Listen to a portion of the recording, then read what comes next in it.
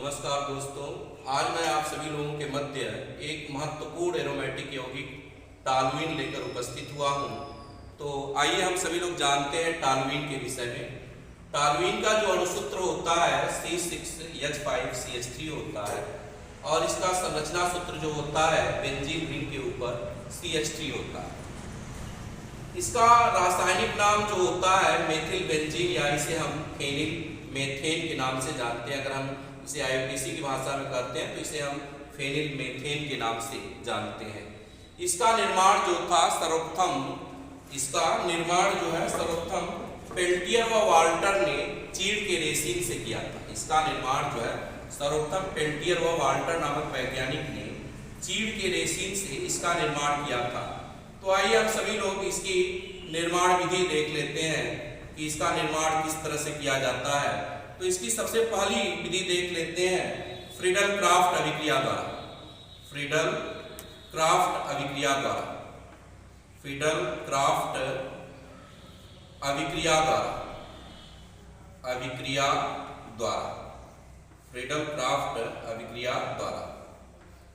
हम टॉल्यूइन का निर्माण फ्रीडल-क्राफ्ट अभिक्रिया द्वारा किस तरह से करते हैं।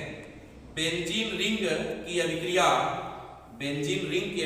मेथिल क्लोराइड CH3Cl के साथ निर्जल AlCl3 की उपस्थिति में जब हम कराते हैं तो कराने के फलस्वरूप जो होता है हमें टॉल्यूइन प्राप्त होता है और साथ ही साथ जो है हाइड्रोक्लोरिक अम्ल प्राप्त होता है। आइए हम इसके निर्माण की दूसरी विधि देखते हैं बोर्ज फिटिंग अभिक्रिया द्वारा। बोर्ज फिटिंग अभिक्रिया जो होती है एरोमेटिक के एल्किल व्युत्पन्नों के निर्माण की सबसे महत्वपूर्ण विधि होती है। बोर्ज फिटिंग अभिक्रिया जो होती है एरिल के एल्किल व्युत्पन्नों के सबसे महत्वपूर्ण विधि होती है।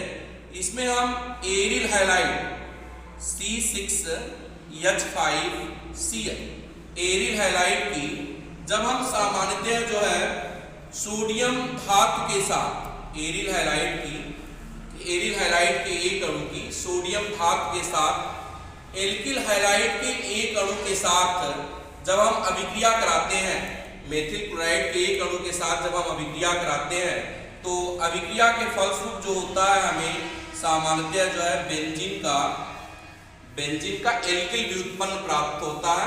तो यहाँ पर हमें बोर्ज फिटिंग अभिक्रिया के द्वारा जो होती है हमको क्या प्राप्त होता है, टॉल्यूइन प्राप्त होता है। यह अभिक्रिया जो होती है ईथर की उपस्थिति में होती है। ईथर की उपस्थिति में होती है।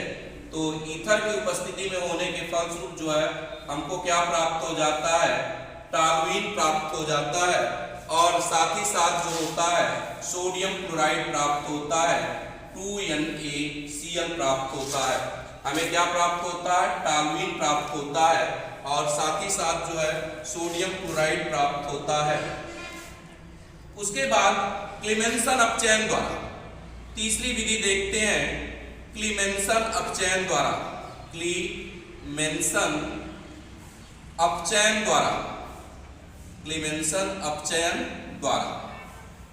तीसरी विधि देखते हैं टॉल्यूइन के निर्माण की।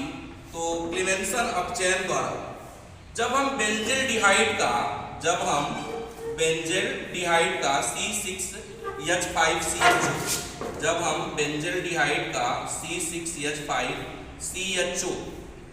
हम बेंजेल डिहाइड का अपचयन कराते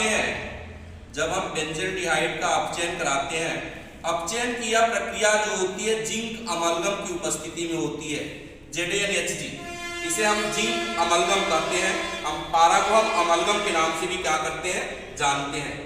जब इसकी अभिक्रिया हम जिंक अमलगम की उपस्थिति में कराते हैं तो जिंक अमलगम की उपस्थिति में कराने पर हमको क्या प्राप्त होता है, हमको टॉल्यूइन प्राप्त होता है और साथ ही साथ जो होता है जल प्राप्त होता है।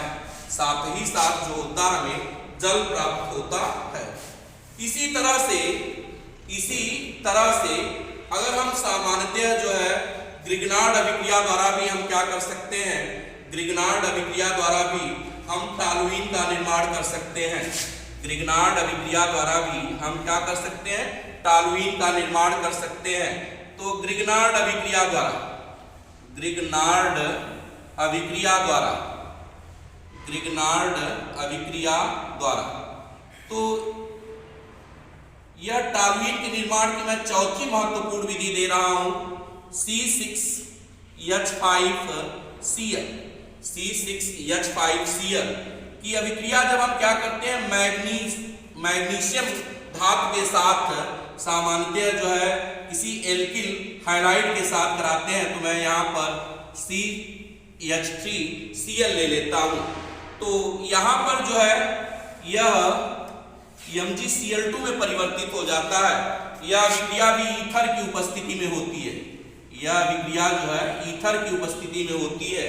और यहाँ पर हमको क्या प्राप्त हो जाता है, C6H5CH3 प्राप्त हो जाता है और साथ ही साथ MgCl2 प्राप्त हो जाता है, साथ ही साथ जो है MgCl2 प्राप्त हो जाता है। यह सामान्यतः जो है टॉलुइन के निर्माण की सबसे महत्वपूर्ण विधि होती है, यह टॉलुइन के निर्माण की सबसे महत्वपूर्ण विधि होती है। आइए हम सभी लोग टॉलुइन के गुणधर्म देखते हैं। तो सबसे पहले हम भौतिक गुणधर्म देख लेते हैं। यह एक रंगहीन बेंजीन जैसी गंध वाला द्रव होता है। ध्रुवीय होने के कारण जो होता है यह जल में अविलेय होता है, क्योंकि टॉलुइन की प्रवृत्ति जो होती है ध्रुवीय होती है, और ध्रुवीय होने के कारण जो होता है यह जल में विलेय होता है। यह कार्बनिक विलायकों में भी विलेय होता है। यह धुएं युक्त ज्वाला के साथ जलता है। यह कार्बनिक विलायकों के लिए जो होता है, यह कार्बनिक विलायकों के लिए एक उत्तम विलायक होता है। आइए हम सभी लोग इसकी केमिकल प्रॉपर्टी देख लेते हैं, इसके रासायनिक गुणधर्म देख लेते हैं। तो पहली केमिकल प्रॉपर्टी इसकी होती है कि अगर हम टॉलुइन पर मेथिल क्लोराइड की अभिक्रिया कराते हैं, अगर हम टॉलुइन पर C6H5CH3 पर अगर हम मेथिल क्लोराइड की अभिक्रिया करा दें, CH3Cl की अभिक्रिया करा दें, तो मेथिल क्लोराइड की अभिक्रिया का हमको क्लोरोबेंजीन प्राप्त होता है। हमको क्या प्राप्त होता है, क्लोरोबेंजीन प्राप्त होता है। और साथ ही साथ जो होता है हमें एथेन प्राप्त होता है, CH3 सिंगल बॉन्ड CH3, जिसे हम एथेन के नाम से क्या करते हैं, जानते हैं। आइए हम इसकी दूसरी महत्वपूर्ण अभिक्रिया देखते हैं। इसकी हम दूसरी महत्वपूर्ण अभिक्रिया देखते हैं। अगर हम टॉलुइन का जल अपघटन करा दें, अगर हम टॉलुइन का जल अपघटन करा दें, तो टॉलुइन का जल अपघटन करने के फलस्वरूप जो होता है यह फिनाल में परिवर्तित हो जाता है। यह किसमें परिवर्तित हो जाता है, फिनाल में परिवर्तित हो जाता है। इससे एक OH पर OH समूह जाके यहाँ पर जुड़ जाता है और यहाँ से CH3 को विस्थापित कर देता है, और CH3 जो है CH4 में परिवर्तित हो जाती है। मेथेन गैस का क्या होता है, निर्माण होता है। आइए हम सभी लोग इसकी तीसरी प्रॉपर्टी देखते हैं। आइए हम सभी लोग इसकी तीसरी प्रॉपर्टी देखते हैं। अगर हम सामान्यतः जो है टॉलुइन का, अगर हम सामान्यतः जो है टॉलुइन का अगर हम हाइड्रोजन के साथ अभिक्रिया करा दें, अगर हम टॉलुइन का हाइड्रोजन के साथ अभिक्रिया करा दें, यह अभिक्रिया जो होती है निकिल चूर्ण की उपस्थिति में, यह अभिक्रिया जो है निकिल चूर्ण की उपस्थिति में 200 डिग्री सेल्सियस ताप पे कराई जाती है, जिसके फलस्वरूप जो होता है हमें मेथिल साइक्लोहेक्सेन प्राप्त होता है। जिसके फलस्वरूप हमको क्या प्राप्त होता है, मेथिल साइक्लोहेक्सेन प्राप्त होता है, मेथिल साइक्लोहेक्सेन प्राप्त होता है। यहाँ पर CH3 समूह रहेगा और यहाँ पर कार्बन की वैलेंसी जो है हाइड्रोजन के 2 परमाणुओं द्वारा क्या होगी, पूरी कर ली जाएगी। इसे हम सामान्यतः जो होते हैं मेथिल साइक्लोहेक्सेन के नाम से क्या करते हैं, जानते हैं। क्या प्राप्त होता है हमें, मेथिल साइक्लोहेक्सेन प्राप्त होता है। अगर हम टॉलुइन का निकिल चूर्ण की उपस्थिति में 200 डिग्री सेल्सियस पर हाइड्रोजनीकरण कराते हैं, मींस हाइड्रोजन के साथ अभिक्रिया कराते हैं, तो हमें मेथिल साइक्लो हमें क्या प्राप्त होता है, मेथिल साइक्लोहेक्सेन प्राप्त होता है। आइए हम इसकी चौथी प्रॉपर्टी देखते हैं जो कि काफी महत्वपूर्ण है। आइए हम इसकी चौथी प्रॉपर्टी देखते हैं कि जो कि काफी महत्वपूर्ण है। अगर हम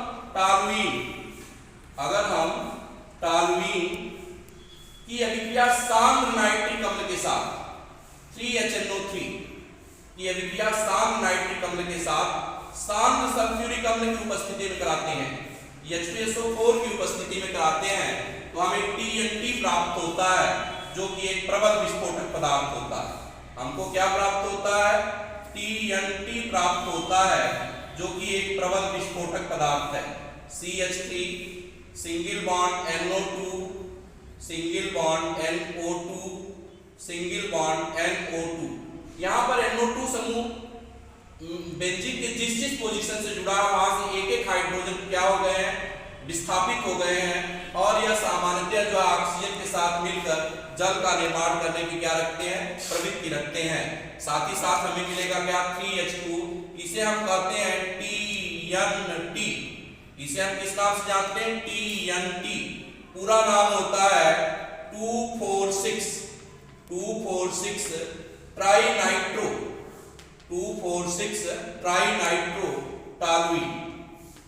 इसे हम कहते हैं 246 ट्राइनाइट्रो टॉल्यूइन।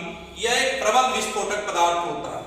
यह जो होता है यह एक प्रबल विस्फोटक पदार्थ होता है।